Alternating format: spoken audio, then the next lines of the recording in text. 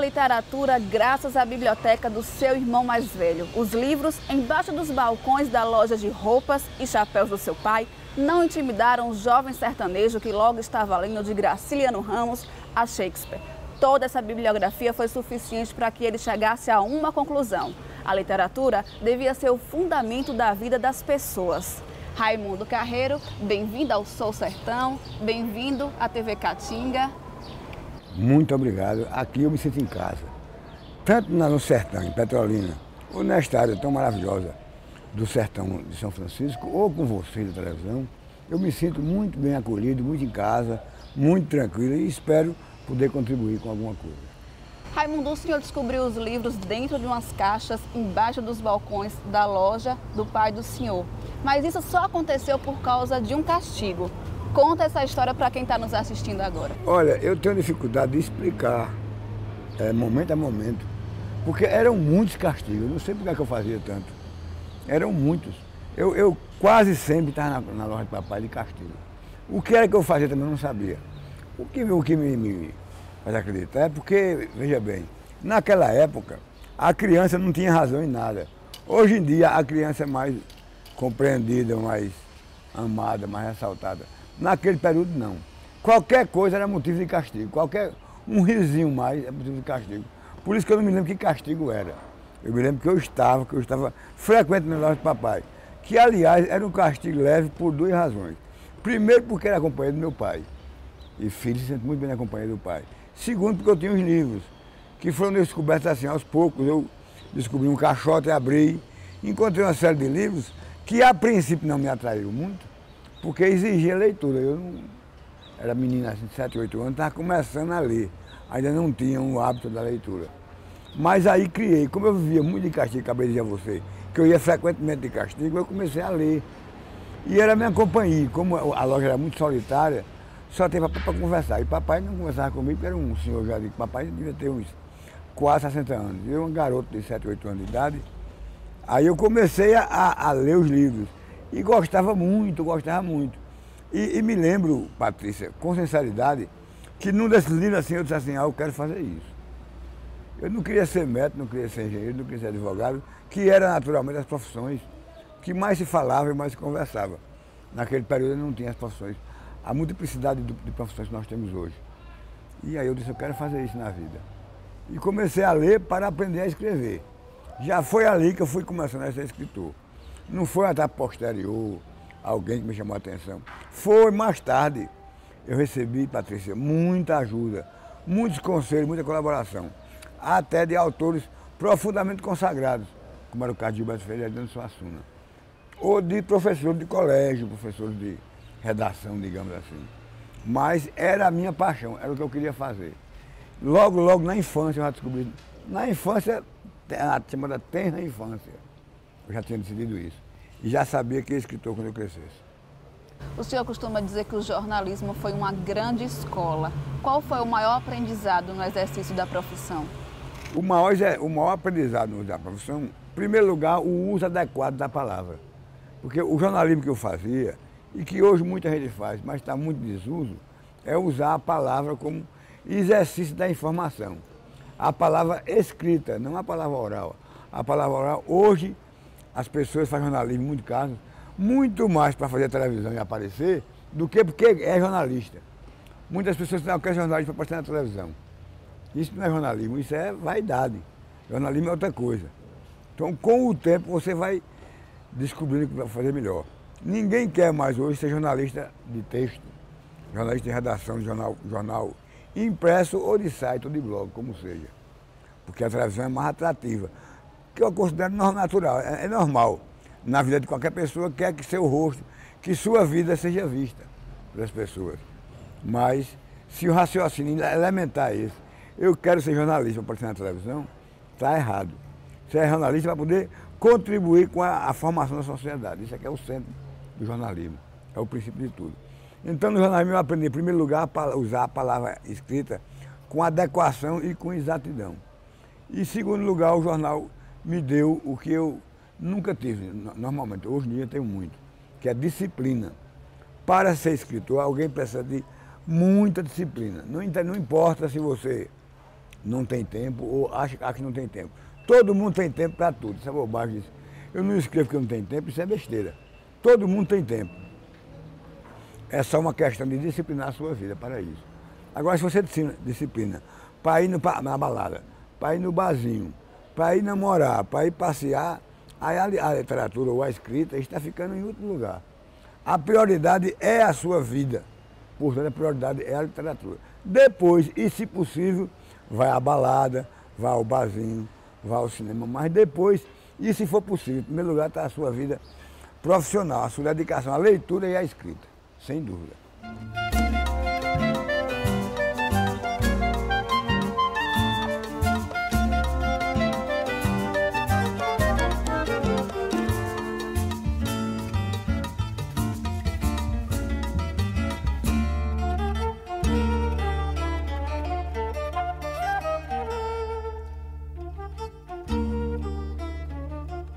Bom, o senhor, além de escrever contos, romances, crônicas, já escreveu também novela e já teve um conjunto musical.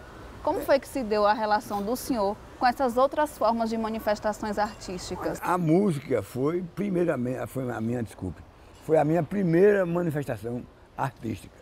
Quando eu era menino em Salgueiro, que é tão pertinho daqui, né?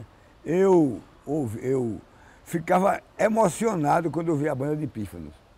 E minha mãe percebia essa minha emoção. Muitas vezes ela teve que abrir a porta para mim sair de casa madrugada para ver a banda tocando na calçada da igreja, como é muito comum.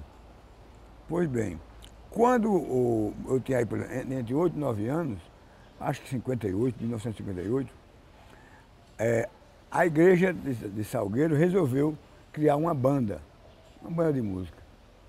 E minha mãe, quando soube, correu imediatamente para me inscrever. Senão você vai estudar música, que você é músico. Ela viu no meu olho, ela viu na minha maneira de viver, que eu que eu era um músico já em preparação. Então, aos 9 anos eu comecei a estudar música. E logo em outubro ou novembro de 1958, eu comecei a tocar. Depois eu fui para o colégio interno, o colégio salesiano. Lá voltei a tocar, voltei a ser músico na banda. Depois voltei para Salgueiro e com meus amigos de Salgueiro criei um conjunto. Na época era mais para baile, chamava-se Os Cometas. Depois, quando eu voltei ao Recife definitivamente, entrei numa banda chamada Os Tártaros, que era banda de rock e naturalmente de baile também. Então a música entra aí com uma força muito grande. Ainda hoje, eu sou muito amigo dos meus colegas de banda e ainda hoje, quando eu tenho tempo e posso, toco saxofone, toco alguma coisa. Não mais com o profissionalismo que eu tocava, mas toco. Foi a minha primeira apresentação artística no mundo. Eu descobri o mundo pela música e pela literatura. Nesse ponto, em todos os pontos, Deus tem sido muito generoso comigo. Ele me indica caminhos, ele me indica minhas posições. Eu hoje sou um escritor, graças a Deus, com uma obra pronta, embora eu tenha muito que fazer ainda, pela iluminação divina. Não tenho nenhuma dúvida disso. Através do nosso grande companheiro e pai, chamado Jesus Cristo. O resto a gente vai somando, né? Bom, a primeira obra do senhor foi a História de Bernarda Soledade. É verdade. O que te inspirou a escrever esse livro e sobre o que fala essa história? A história é de uma mulher guerreira que decide ser a chefe política e econômica da região, de uma região de Salgueiro, digamos assim. Eu não digo que sejam minhas irmãs, mas a minha vivência com elas. Eu fui criado numa casa enorme lá em Salgueiro, uma casa de 12 quartos, com as minhas 5 irmãs e mais minha mãe, enquanto minha mãe viveu. Minha mãe morreu muito cedo, minha mãe morreu em 1960. E aí essa vivência deve ter sido muito importante na minha formação psicológica e como cidadão e como escritor. Com certeza foi. Deve ter sido, não foi. Então, o primeiro romance que eu escrevi era uma história de 5 mulheres, chefiadas por 3 mulheres, desculpa, chefiadas por uma mulher chamada Bernarda Soledade. Essa mulher extraordinária que tem uma criação de cavalos e comanda todas as criações de gado e de cavalo da região do sertão, todos. É uma mulher muito forte, muito determinada, muito decidida. E eu creio que aí está, sem dúvida, a influência das minhas irmãs na minha vida. Quanto a isso, não tenho dúvida. Tanto que, Na minha obra, se você fizer um levantamento, vai perceber com clareza que as mulheres ocupam um lugar muito importante na minha obra. Muito. Porque eu fui criado por essas 5 irmãs que foram extraordinariamente belas na minha vida. Muito belas e decisivas. Essa conversa com Raimundo Carreiro não acaba por aqui. No próximo bloco, você vai saber o que ele pensa sobre o Nordeste e o povo sertanejo. Não saia daí, é daqui a pouco.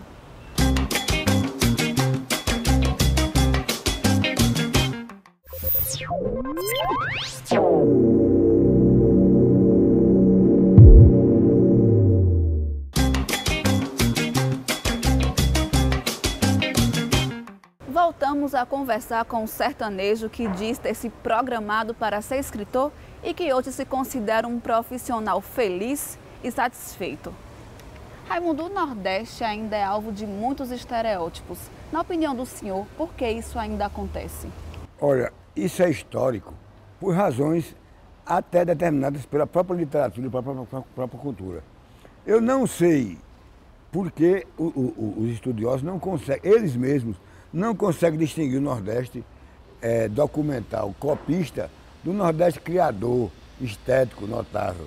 Essa confusão vem desde a primeira metade do século passado, quando a literatura, por razões óbvias, foi uma literatura e uma cultura mais sociológica e mais antropológica. Ou seja, a partir, digamos, e aí vai mais para trás, vai para o século XIX, a partir da obra Os Sertões de Euclides da Cunha, todo o Nordeste foi visto como uma região de atraso religioso, de atraso cultural, educacional e político e econômico.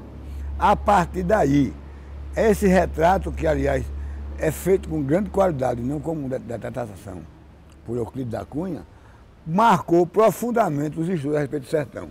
Depois veio o regionalismo, que reduziu o sertão o Nordeste, a uma visão sociológica e antropológica de problemas religiosos e políticos, e principalmente analfabetismo. É tanto que ainda hoje o Nordeste é muito marcado por esses estereótipos que você acabou de se referir de forma rápida, mas faz parte da pergunta e é a essência da pergunta. Então, esses estereótipos vêm até hoje, embora nós tenhamos nessa região que é chamada analfabeta, até pelas pesquisas que apontam graves problemas da educação, gerou e resultou na mais importante contribuição que o Brasil teve na área artística e cultural. São escritores do nível de Gilberto Freire, do nível de Ariano Suassuna, do nível de Jorge Amado, de Graciliano Ramos, de Zalindo Rico, que construíram, na verdade, a mais inquietante e profunda literatura brasileira. Foram eles. Portanto, são os nordestinos que criaram o Brasil. Agora, também eles, de alguma forma, diretamente ou indiretamente, contribuíram para esses estereótipos. Contribuíram. Menos Ariano Suassuna, porque Ariano tem uma obra mais estética do que sociológica e antropológica. A obra de Ariano é uma visão das nossas conquistas culturais, como o folclore, por exemplo, elevadas ao nível da estética, da inquietação e da condição humana, e não apenas como uma visão do homem do campo ali atrasado, sem ter cultura, sem ter uma visão universal. Eu acredito que é por aí, Patrícia, que você pode identificar esses estereótipos que marcam muito a nossa cultura. Embora, se for do ponto de vista erudito, nós somos superiores em muitos níveis a qualquer outra região brasileira. Não há como você falar no Brasil sem falar em Gilberto Freire, sem falar em Ariano Suassuna, sem falar em Jorge Amado, sem falar em Graciliano Ramos. Desculpa, minha pronúncia está ruim. Minha voz está muito rouca e está lenta.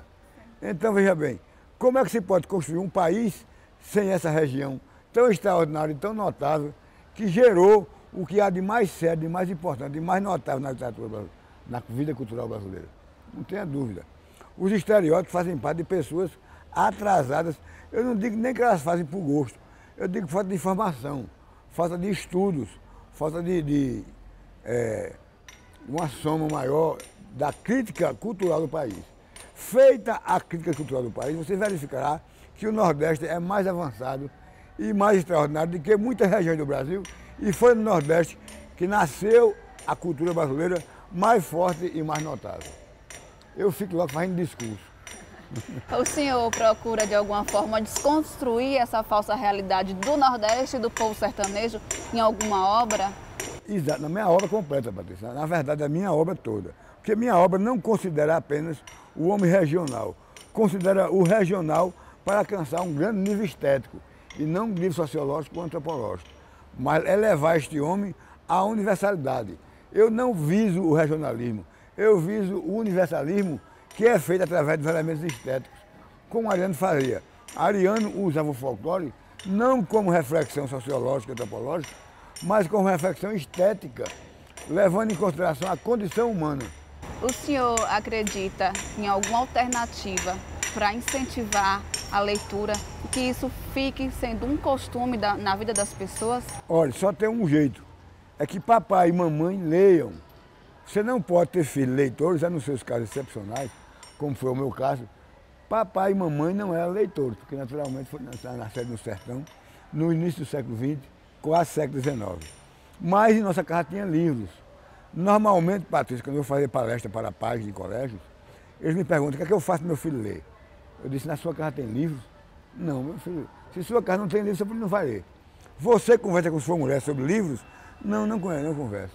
Então como é que o filho vai criar interesse por uma coisa que ele não sabe nem que existe?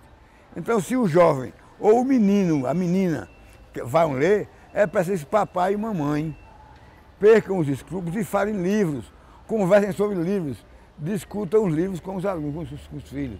Botem livro na sala, livro no banheiro, para que a criança também se aproxime do livro.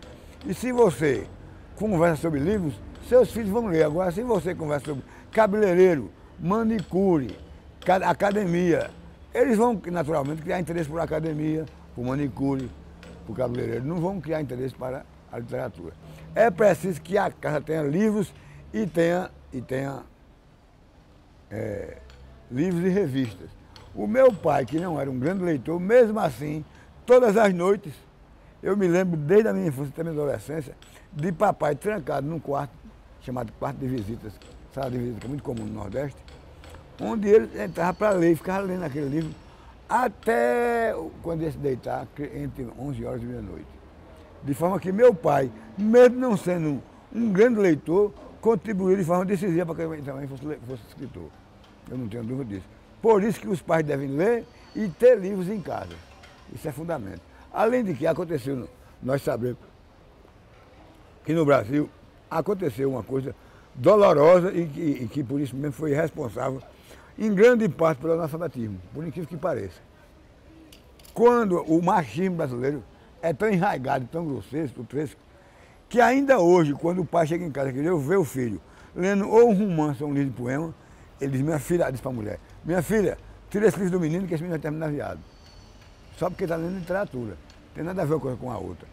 Então, cria na criança a questão de a criança também se afastar do livro porque acha que vai ser afeminado. Aliás, Vinícius de Moraes já dizia que quando ele começou a escrever com outro nome, assinava com outro nome. Por quê? Porque naquela época os amigos dele diziam quem escrevia poema era bicha. Então, isso é um traço cultural muito forte e que, embora pareça paralelo, é muito importante para que as pessoas compreenderem por que é que o Brasil tem dificuldade até para a leitura, sem dúvida nenhuma. Bom, o senhor comenta em algumas entrevistas que se considera um profissional satisfeito e feliz. A minha pergunta é, qual é o segredo? Veja bem, Patrícia, eu não posso dizer que eu sou realizado. Feliz eu sou porque eu faço o que eu quero. Eu atravessei a minha vida toda, estou chegando à velhice, mas sempre escrevendo e sempre estudando. Ninguém pode dizer que é infeliz se fez a vida toda o que quer. Se você perguntar, você é realizado, é outra coisa. Feliz eu sou, porque eu escrevo, sou traduzido em vários países do mundo, sou lido, analisado, questionado, premiado. Eu vou reclamar de quê? Eu não programei minha vida ser economicamente rico ou milionário. Eu nunca pensei nisso na minha vida. Eu nunca tive nem luxo, porque nós do sertão aprendemos muito cedo que luxo não é importante. Nós todos, é próprio da civilização sertaneja, não ter luxos. Se você distinguir uma casa de um homem sertanejo, um verdadeiro homem sertanejo, e um verdadeiro homem urbano da cidade, você vai ver que lá, mesmo o homem mais pobre, tem muito mais luxo do que um sertanejo.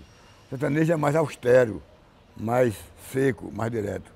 Então, isso também é importante na minha vida. Eu não me programei para ser rico nem extraordinário. Eu me programei para ser um escritor, e sou. Ou bem ou mal, goste ou não goste, como diz lá a música do Madrid do Rosarinho, goste ou não goste dos juízes, eu sou de fato um campeão. Então, pode ser que esse campeonato não agrada as pessoas, mas me agrada profundamente. Eu sou Madeira do Rosarinho, não tenho dúvida disso. Por isso basta, tá certo? Bom, Raimundo, muito obrigada por ter reservado esse espaço na sua agenda para a TV Caatinga. A equipe agradece. Eu que agradeço, minha filha. Eu fico muito feliz de poder estar sendo, em primeiro lugar, entrevistado por você e pelo amigo das câmeras e pelas pessoas que, naturalmente, contribuíram para que a entrevista fosse realizada. Quero agradecer, sinceramente, a oportunidade que eu tenho de conversar também com meus amigos sertanejos, já que eu também sou um sertanejo. E dizer a vocês que são essas entrevistas, com essas boas perguntas que você me fez, que enriquece a alma do escritor. Tá bem? Obrigada também a você que acompanhou mais uma edição do Sou Sertão. Até o próximo programa. TV Caatinga, a verdadeira imagem do sertão.